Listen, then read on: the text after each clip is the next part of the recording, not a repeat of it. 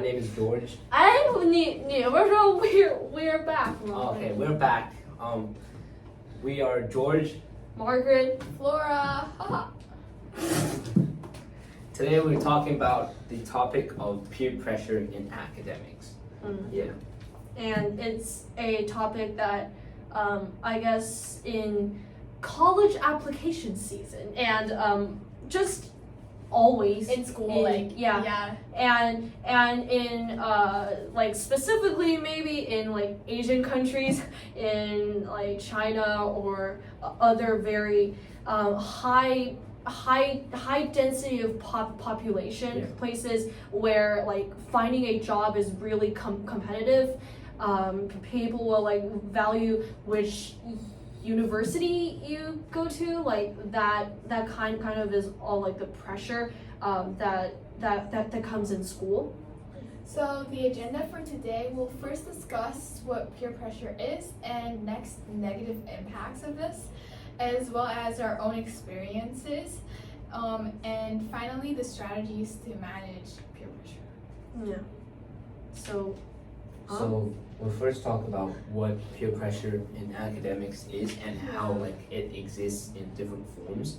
So for me personally, peer pressure in academics is basically how I cannot resist the urge of like comparing myself with other people, like my friends, people that I look up to, for example, and successful people in general in school, right? So like this can come in many forms. Like I compare myself in different aspects, such as like the most obvious grades, and then the extracurricular activities that we do, the hobbies and skills that we have.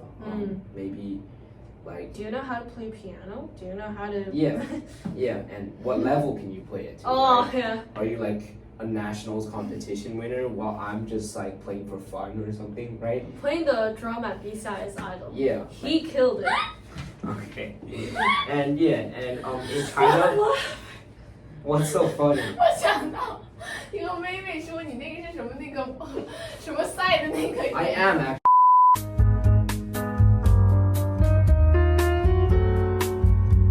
So like when I was young, I won this. I didn't win. I went into the final round of the Tchaikovsky piano competition. Sure, George. Yeah. Sure, George. Well, not the final round. Like I made it past the preliminary round in Beijing, and then that was basically that was it. That was it for my piano career. Okay, nice. And then there's this specific term in China called 内卷. I think we can translate this into the rat race. I think. Right, that's the translation for it, right? Yeah. I'm gonna talk about that. You can talk about 内卷, yeah. Yeah, so for 内卷, it's like a really popular term in China right now, and I could like talk about a scene to discuss how this works. So basically, let's imagine we're in like a theater and everybody's watching a movie. If everybody's just sitting down, we can all enjoy. But if somebody starts to stand up, this means that the people behind them will also have to stand up in order to see the movie. So this means like if one person is like trying to like aim higher, then the other person will still have to do the same thing in order to keep up with this. And so I think it's like, for example, your boss offers a job for like a wage of like maybe like 10,000 RMB per month, right? And then someone says I can do it for 9,000, and then someone says I can do it for 8,000, etc., etc., and then it goes all the way down to like I can work extra hours for this amount of money, right? Like. Actually, we don't need to give examples, right? For like how this exists in academics is just like how hard you are working. There's always somebody that's working harder than you and spending more effort and like trying to exceed what you have right now, right? Yeah, and I feel like this especially happens if you're in like an IB or sort of school, because like we international. We not just do tests. So for like tests, we only have this certain amount of question and how many you get right determines how much you score. But if we're doing like projects, then it means that people will add a lot of extra things in order to like achieve higher grades. And if you lack these things, then you might like get a lower grade. One thing that annoys me a lot in this not the IB system, the system at school currently. So like sometimes for projects, teachers will set a like a word count limit. Yeah. But like when the students like they put extra effort, like extra and I would say maybe like fruitless efforts, right, into making your work better by writing a lot more. For example, a lab report, you have like 2,500 word count limit. You guys have 2,500. We only have 1,000. And then someone writes 20,000 words. No, right? but then like the teacher would. No, and then some teachers they don't even true. really punish the students That's for true, though. going over the word count, because I think for me I value quality more than quantity, because like if you can explain what they can explain in a 20,000 word paper in only like 1,000 words, I think you have a better like you have better skill, right? You have more skill and you overall you produce work of better quality. Yeah. So how about let's move on to talking about some of the negative impacts of this. So first, it's stress and anxiety. So like this is pretty obvious. You will tend to spend more time thinking about how am I going to do this than like actually doing it, because how are you going to do it will make you think like how am I going to get a better grade, and how am I going to do it to impress my teacher and like to like beat my friends for example. And like this stress of like, oh, she wrote 1,500 words and then like there was this person that wrote like 2,000, and then like sometimes you might just get carried away by the quantity, because it seems very overwhelming and big and like oh my gosh, she wrote so much. But like quality over quantity, sometimes it is true, but sometimes with some teachers they might see, oh, she wrote a lot and she covered maybe so many points, and like that kind of also contributes like to your grade. As like for example in PE class, when I wrote like 100 words, like the teacher was kind of like, the word limit is 300, so you should write about 290. So each teacher has their own style, but like just in general, comparison is a big factor, and that's what I have had some like feelings on. Yeah, but I feel like sometimes for me it's like really hard to not compare. And like for example, when we're doing like a word, I really like to see everybody's work so that I sort of get what they're writing and how I'm supposed to sort of write it.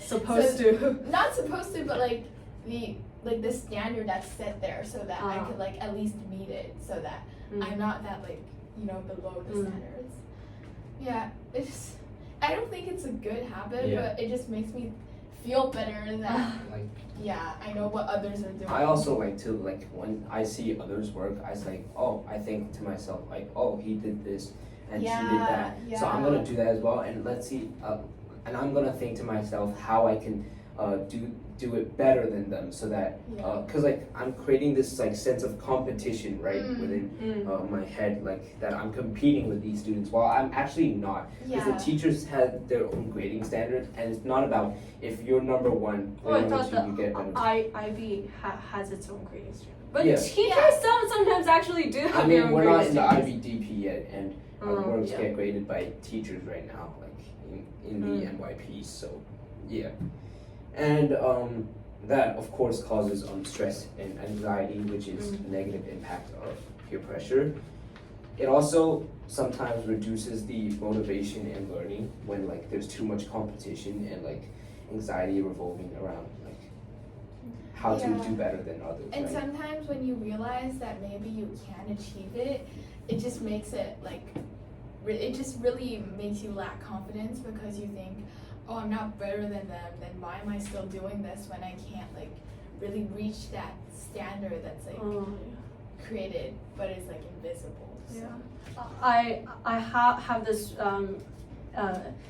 bad example, I guess. Like so my friend, she was like this good, 三好学生in primary school, and she is now in middle school.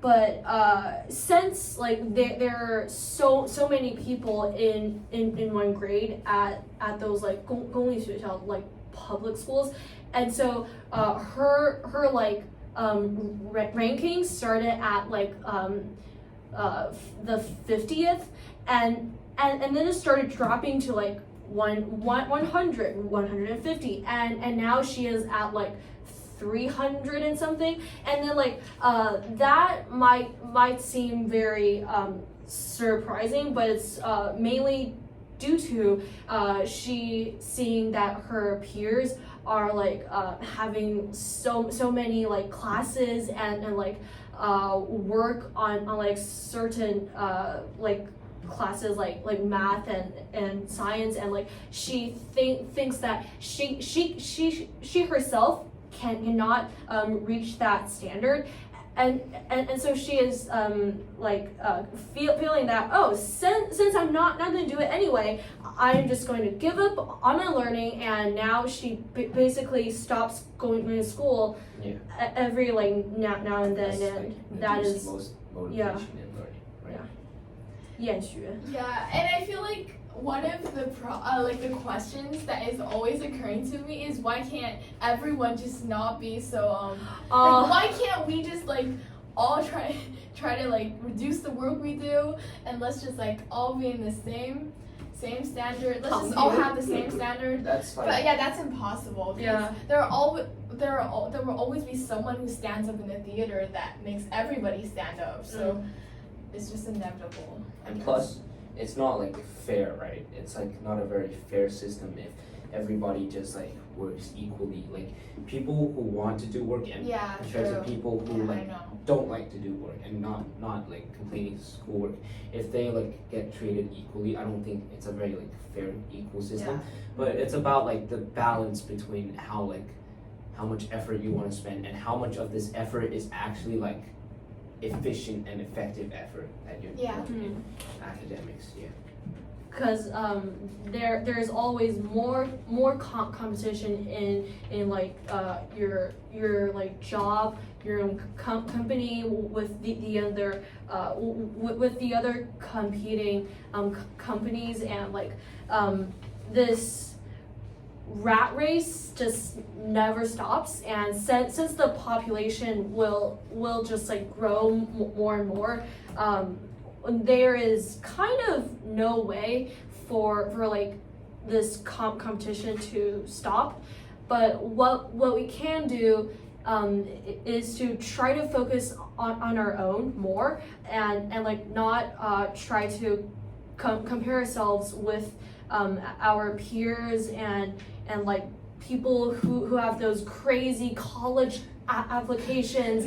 Yeah, like that's just very pressuring, I guess. I think sometimes I usually tell myself, which sort of helps, is that just try your best, because like we all have different abilities, and in a work, if you are giving your full effort, no matter the results, I think it is something that you should be proud of. Very because, satisfied. Yeah, because like, for example, I think because he talked about applying to colleges, I think when we actually do the application, if you're able to like put in all of your efforts and everything you can into it, then I think the result doesn't matter that much, because you will have the things that you will receive the equal amount of things you put effort into.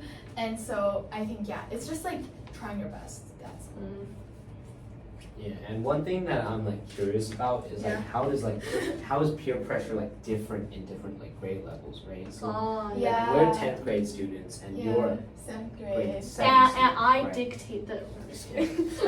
You like share your experiences on how like Yeah. peer pressure is like in your grade. Maybe it's So- not that intense, I would say. Oh, no. So actually, from what I heard from my mom, some of my classmates are actually getting agents, like for college applications, like they're getting, 7th grade? yeah, they're getting agents, which if you don't know, it's basically those people who like tell you, okay, since you're interested in business, for example, you should go to blah blah blah competition, go to this summer camp, and then when you have all those things, we can 99.9% guarantee that you will get into this school, and that I think just kind of gets like my classmates feel that their life is being like created for them, and that they'll just need to complete one task at a time, and like that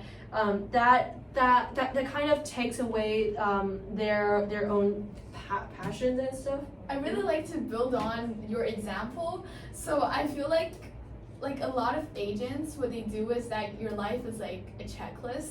Yeah. And they sort of think that if you tick all of the boxes, you're gonna actually succeed. But Yeah. I don't really agree on that, because I think life is more like a personalized thing. It's Wow. like your own experiences, and that like winning a lot of competition doesn't mean you'll be able to, like, it won't guarantee that you'll go into a good college, because colleges are not looking at like all of your achievements. They're looking at who you are, and so you actually have to spend time discovering who you would like to. Oh my I god, think every time it comes out. On the topic of like Yeah. agents, it's like a unique thing that exists in like China Yeah. predominantly, right? Because like outside of China, I haven't really heard of the topic of Yeah. agents. Maybe like in Asian countries, Yeah. especially like places like Korea, Japan, Yeah. maybe they have agents. I'm not sure. I'm Yeah. not familiar with the system.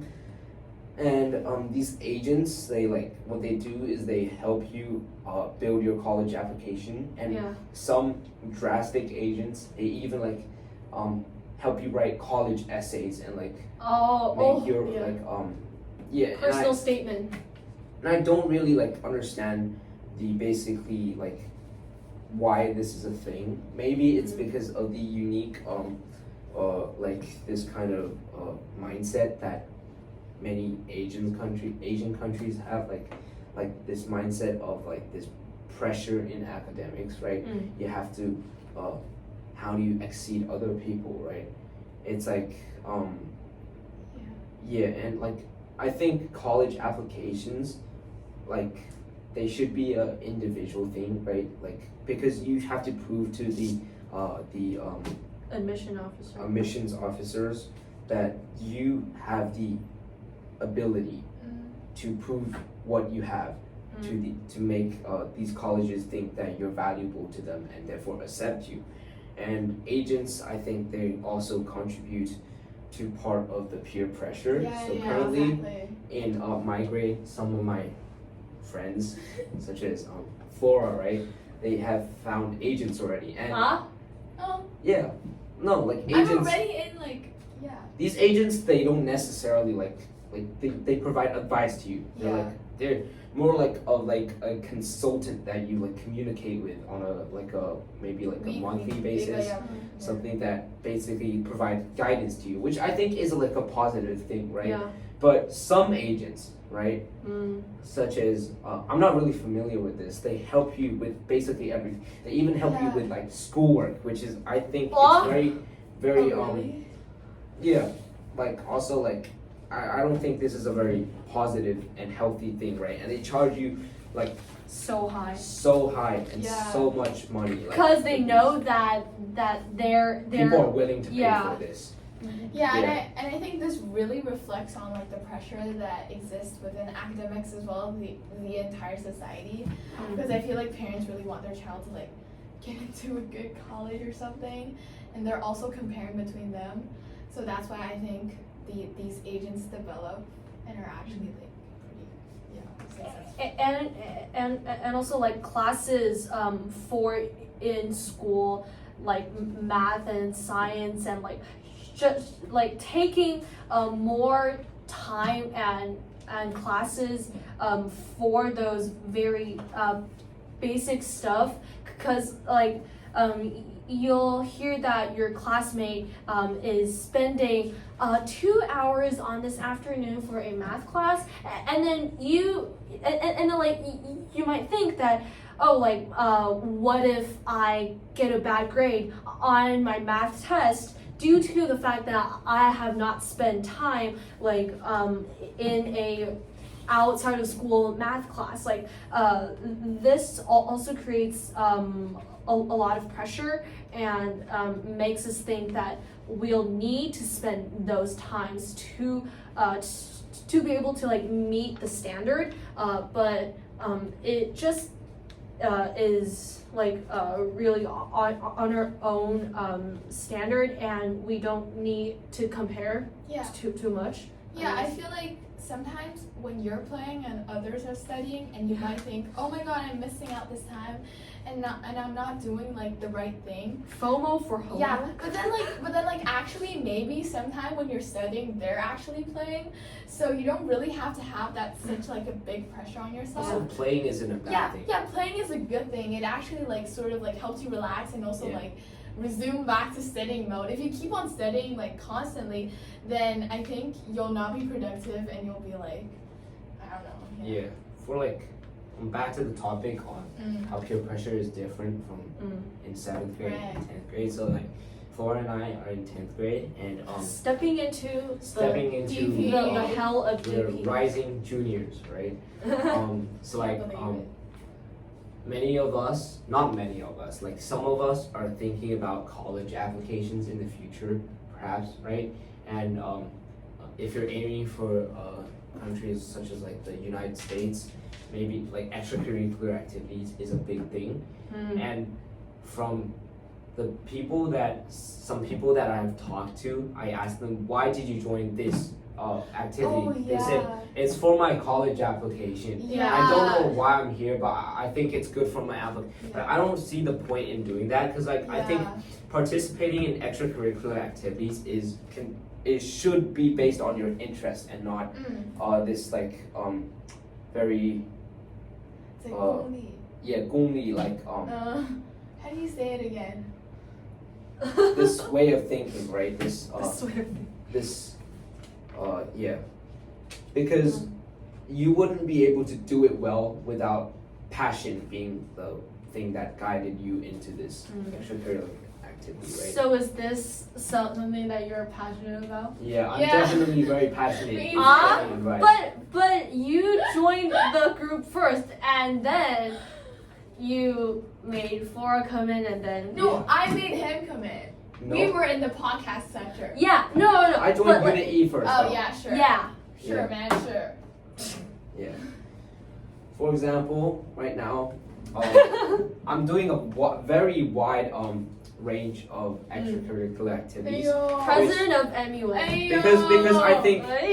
Because I think right now in the MYP there's not much like pressure from academics. At least from my perspective, right? I finished like a lot of my work, like, and I have a lot of time left for like playing and some doing other things. Like I joined the basketball team, the football team, the volleyball team. Volleyball. I used to be in the volleyball team, and I don't think that's actually like.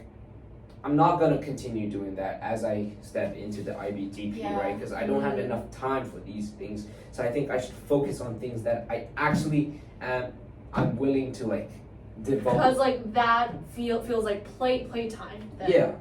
Than actually doing something. So in the future, I'm just gonna keep some like maybe like 3 or 4 activities that I'm actually like very, very dedicated into, and continue from there. I actually like I don't really spend that much time on like schoolwork. Yeah. It's maybe that like you are not in DP yet. the time that I spend on my schoolwork is actually the majority of the time is from that I have low work efficiency rather than too much work. Yeah, exactly. Yeah. I'm just like not productive. If I like can Selena focus is on my very work, productive. I could probably get it done in like an hour per day. or Yeah, something. exactly. But like the work that could be done in an hour normally takes me like 3 hours. So with that being said, we should talk about some strategies to manage peer pressure. Okay? Yeah. Strategies. Do you have good strategies? No. Just prob. Because we're all Probably- traumatized by peer pressure. Yeah, cause like in this very competitive in environment, it's kind of hard to like resist from this peer pressure cycle. So like you'll see that you have done a very good job, and then you see someone else getting better grades, and then you start working even harder to be better than that person, and then like that cycle just continues sometimes, and it kind of just doesn't stop. Wait, I have something that maybe could help. So like for every work or project, I think we could like be clear about what the teacher wants and like the criterias.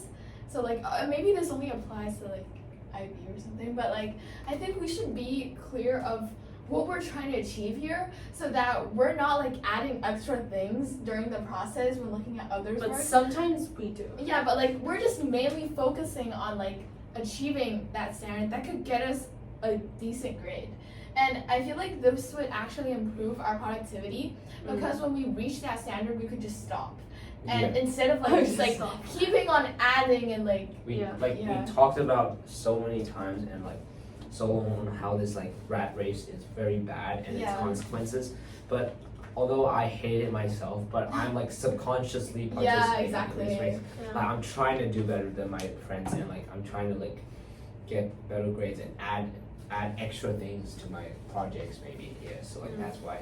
And do more activities and participate. And invest in stocks. Yeah. And I feel like in the end, even though we don't really have a good solution to this, but I feel like we just like going back to one of our episodes, I think we just have to like be happy during the process. Like if we're not happy, Be happy during the process if of we're not participating in the rat happy, race. if we're not happy, then like maybe like stop or like just don't get yourself too anxious. Like just try your best and like it's okay maybe sometimes to compare, but like just like not let it like overthrow you with like negative emotions. Yeah. Yeah, we're prioritizing well-being compared to, I don't know, Compared it's to eight rather than a 7. Yeah. Even though A we rather than a 7. 8. Right? yeah, we're like prioritizing. I don't well-being think, compared like- to grades. Having a good well-being necessarily means like a decrease in your grades, right? Yeah, I know. Yeah. You can be like Yeah. healthy and also get good grades. Yeah. So it's Healthy mental It's just like and not don't break let this down. pressure hinder your yeah, well-being. facts. Yeah, Yeah. Okay. Yeah. that's it for So this I think episode. this is it for this episode. Yeah. Episode. Yeah. Thank you. Like and subscribe so Yeah, we can get. Like and subscribe and ring the 100,000 notification subscribers. bell. Oh yeah. Okay, see you. Bye. Right? Playing the drum at B-side is idol. Yeah. He killed it. Well, not the final round. Like, I made it past the preliminary round. And baby. Okay. And yeah, and